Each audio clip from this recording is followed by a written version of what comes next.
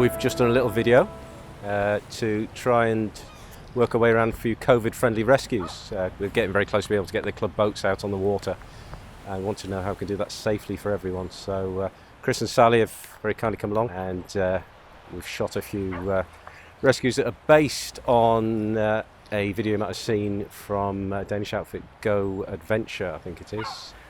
We've learnt a lot as we've gone along. We've had one practice session before today. We've come up with 3 favourite rescues. We've got the boats face to face. That's my personal favourite. Binding across at least forward of the forward hatch for the 2 metres. Downsides we've found with that, long deck lines make it very, very difficult to get good purchase for a brace, and it can be quite tippy. The swimmer needs to be positioned so they can get deck lines, but with this face-to-face rescue we've got good communications. We can talk to each other, we can see what's going on, and every heel hook I think was successful. It feels pretty standard.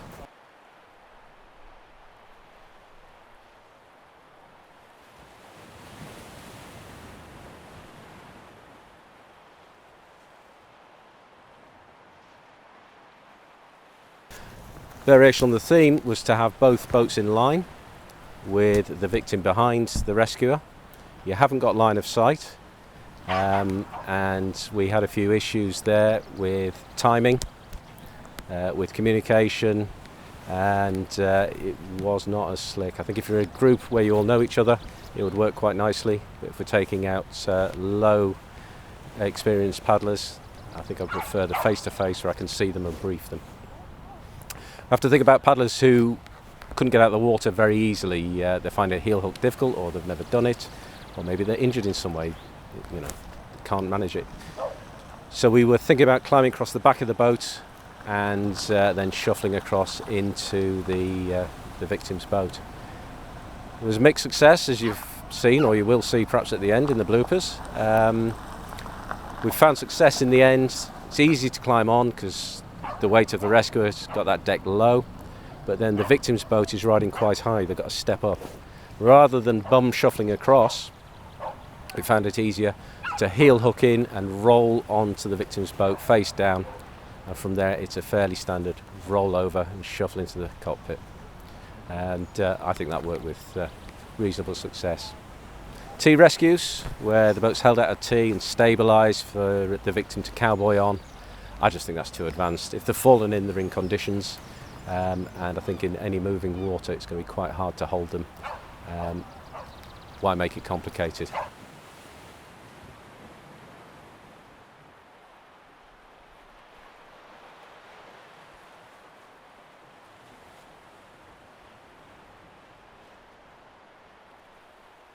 I've been paddling for just under a year, so rescues are quite new to me. So COVID sort of secure rescues was definitely taking the lead of our leader. I found a lot of the time having eye contact was most important, and being able to see the other person as well as knowing where they're holding and what the cues are. Least favourite one was when we couldn't see the other swimmer as the boat was being turned round. It was because when they went to heel hook in, the brace that I was doing just wasn't prepared for them to kind of swing their weight around, so I would definitely encourage being able to see the boat.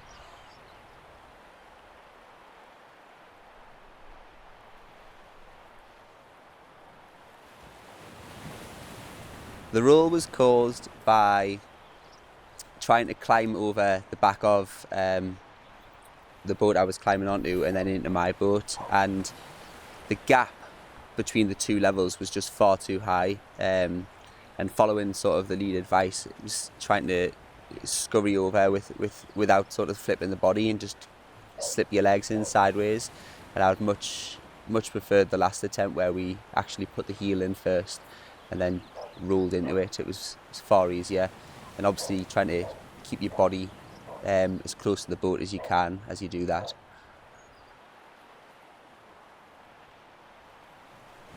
So I've been paddling for just over 12 months. I'm fairly new to rescues.